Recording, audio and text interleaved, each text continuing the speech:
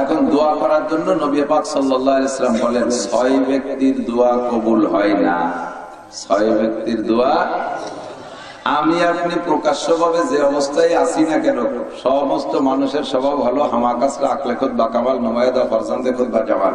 প্রত্যেকটা মানুষের স্বভাব হলো আমি ভালো, আমি ভালো, আমার কোনো দোষ নাই। দেশের আর সবাই যে সাইডি ফেলাই দেয় একেবারে, ও মুখ তবলিগি গেছে, ও কি মানুষ নাকি, এটা চেয়ারম্যান, এটা আনাড়ি, ওর কোনো বুদ্ধি আছে নাকি, মেম্বার তো আস্ত একটা দামড়া,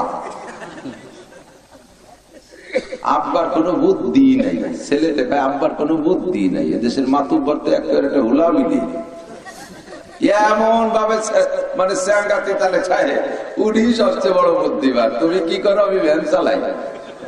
এত বড় বুদ্ধিমান ভ্যান চালাই,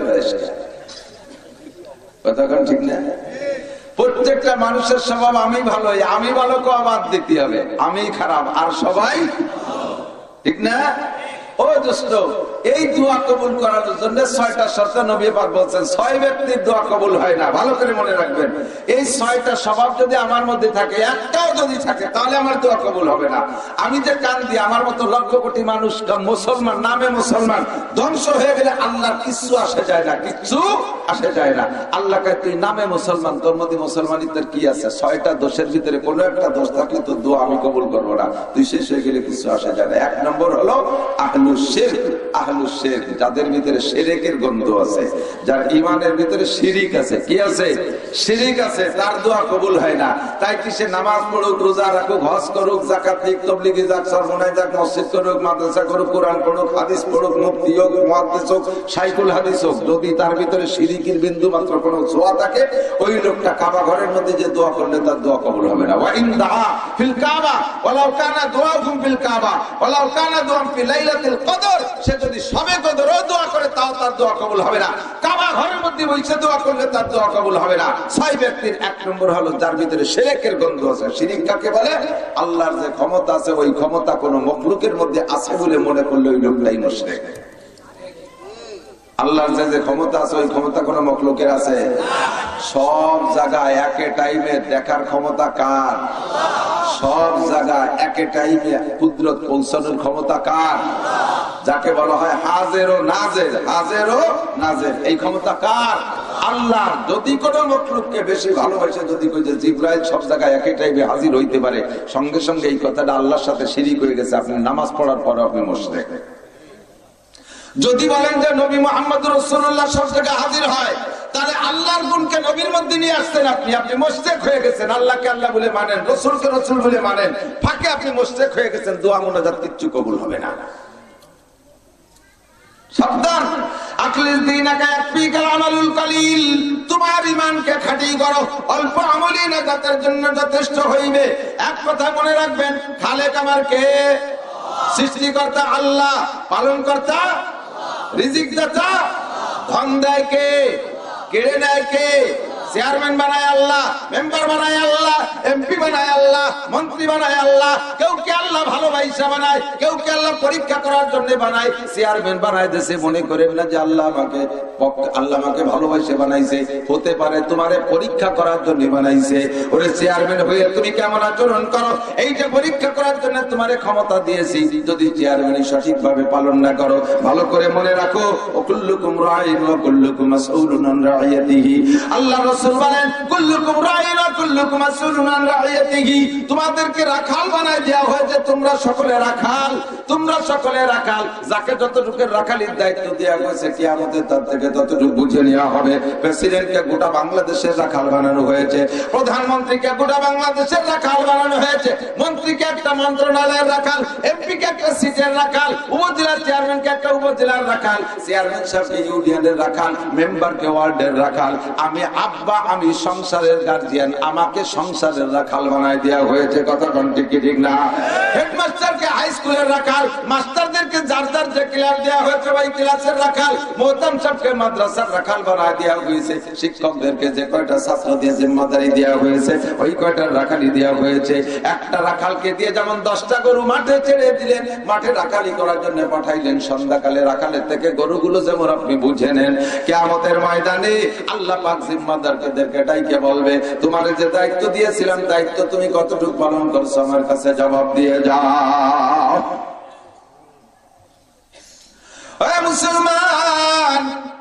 আমার কে? পালন কর্তা কে?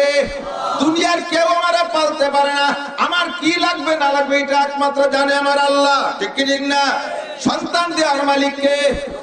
ধন দৌলত দেওয়ার মালিক আল্লাহ, সন্তান দেওয়ার মালিক আমার আল্লাহ। কোন পীরের দরবারে যদি সন্তানের লোভে যে কপাল টুকান পাক্কা মুশরিক হয়ে আসবেন, সন্তান হয়তো পাইবেন দিবে আল্লাহ, কিন্তু পীরের দরবারে মান্যতার কপাল দেওয়ার কারণে আপনার শিরক হয়ে গেছে, মুশরিক হয়ে গেছেন। আল্লাহ পাক রব্বুল আলামিন বলেন, ইন্নাল্লাহা লা ইয়াগফিরু আন ইউশরাকা বিহি ওয়া ইয়াগফিরু মা দুনা যালিকা লিমান ইয়াশা।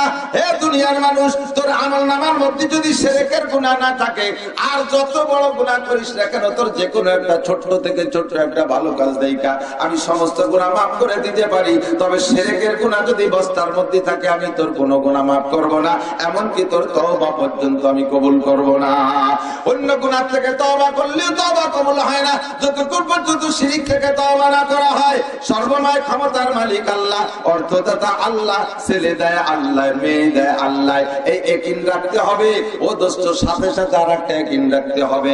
এই বছর করোনার ওয়াজটা আমি সব জায়গায় একটু একটু করে বলি এর জন্য যে হাজার হাজার মানুষ এখনো পর্যন্ত, আলেম ওলামা পর্যন্ত করোনাকে সোয়াইছে মনে করে, করোনাকে সোয়াইছে মনে করে, একজনের থেকে আরেকজনের নাকে যায়, একজনের থেকে আরেকজনের গায়ের মধ্যে ঢোকে। এই যে আকীদাটা আছে এইটা একটা শিরকি আকীদা। করোনা বন্টিত উপর থেকে মুকাদ্দার হয়ে আসছে। এই করোনায় কতজন আক্রান্ত হবে, আক্রান্তের পরে কতজন সুস্থ হবে, উপরের থেকে ফয়সালা আছে না নাই? এই করোনা এবার কয়জন মারা যাবে তা উপরের থেকে বন্টিত হয়ে আসছে। আল্লাহু আকবার। যদি তুমি আপনি মনে করেন করোনা ছয়ছে একজনের থেকে আরেকজনে যায়, তাহলে আপনি মরাও হয়ে যাবে, মুশরিকও হয়ে যাইবেন।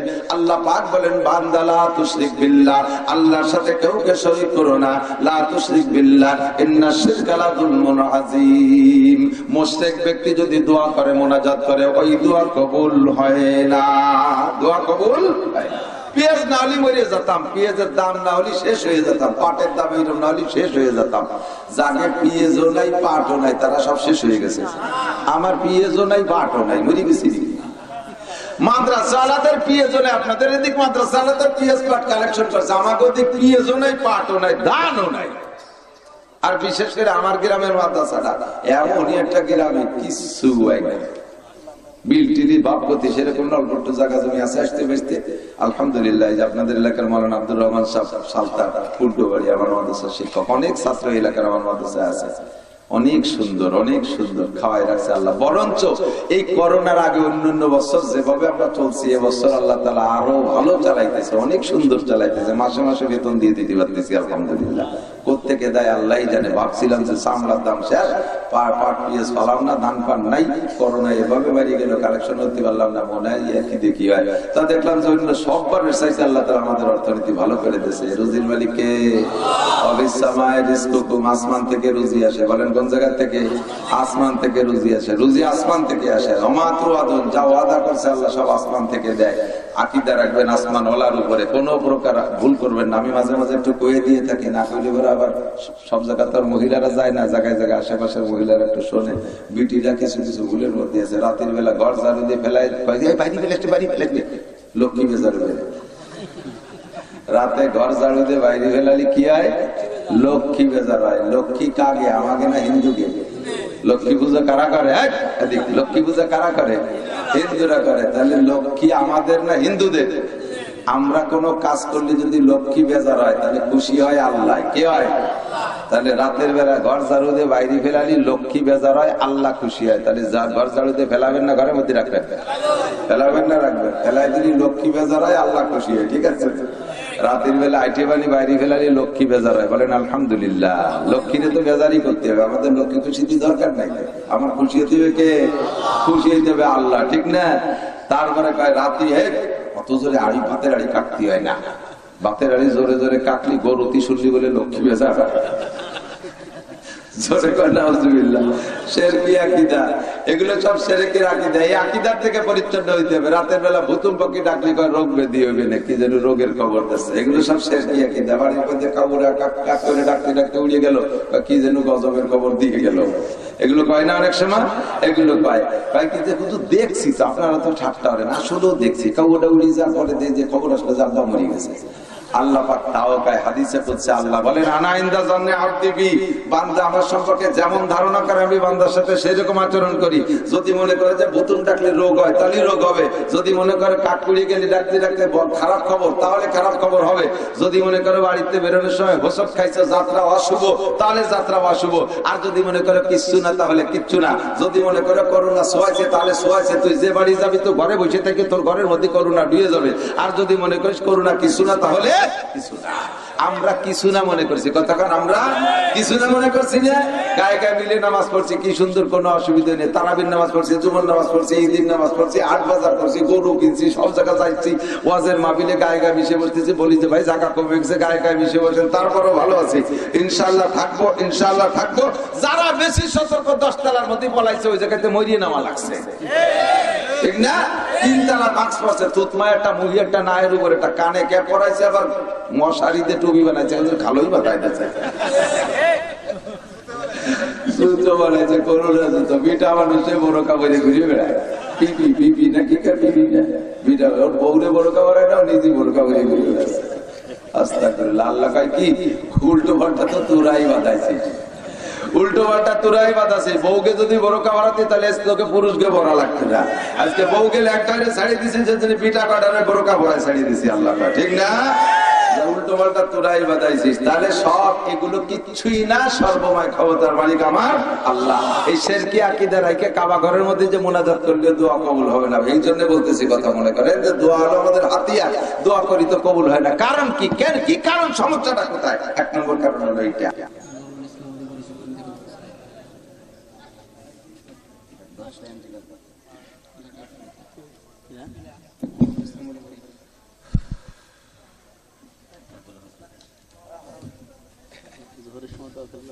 বাংলাদেশের বর্তমান জামানার খতিবে আজম হযরতুল আল্লাহ হযরত মাওলানা নুরুল ইসলাম ওলি রাহমাতুল্লাহ আলাইহি হয়ে গেছেন, রাত 10টায় ইন্তেকাল করেছেন। খবর আসছে, সকলে বলেন ইন্না লিল্লাহি ওয়া ইন্না ইলাইহি চলে যাচ্ছে সব। হঠাৎ করে শুনবে একদিন আমার মৃত্যু খবর, কেঁদে কেঁদে আসবে সবাই দিতে শুরু খবর। ওয়াজ শিখেছি তাদের ওয়াজ থেকে, মুরব্বীরা সব চলে যাচ্ছে। আল্লাহ তাআলা ওনাকে মাফ করে দিন, বলেন আমিন। আল্লাহ জান্নাতি করে দিন, বলেন আমিন। ওনার রূহের মাগফিরাত এবং ইসালে সওয়াবের জন্য আমি সকলের কাছে একটু ভিক্ষা করি, সবাই একটু সূরা ফাতিহা একবার আর সূরা ইখলাস 3 বার, তাহলে 1 খতম 20 পারা কোরআন শরীফ পড়ার সওয়াব হবে।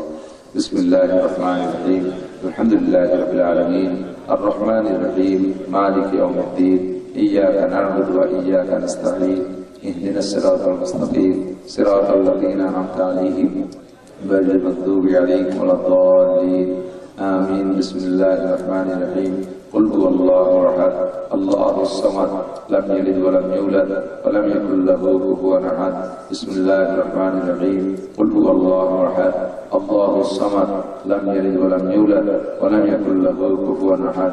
بسم الله الرحمن الرحيم.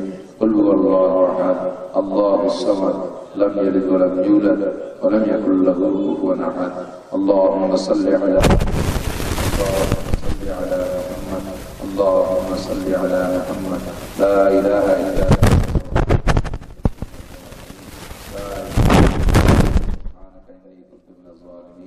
ربنا ظلمنا أنفسنا وإن لم تغفر لنا وترحمنا لنكونن من الخاسرين.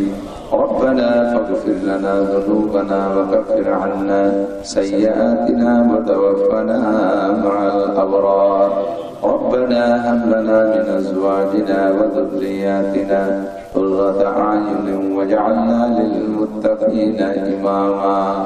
আয় আল্লাহ রাব্বুল আলামিন, গভীর রাত পর্যন্ত কোরআন হাদিসের আলোচনা শেষে হক্কানি উলামায়ে কিরাম রব্বানি উলামায়ে কিরাম বয়ান করেছেন, অবশেষে আমি মূর্খ আনপড় অযোগ্য গুনাহগার তোমার নেককার দিনদার ইমানদার বান্দাদেরকে সাথে নিয়ে তোমার শাহী দরবারে ভিক্ষার দোকানে হাত তুলেছি। মেহেরবানি করে আল্লাহ এক্ষুনি আমাদের জীবনের সমস্ত গুনাহ খাতা মাফ করে দাও।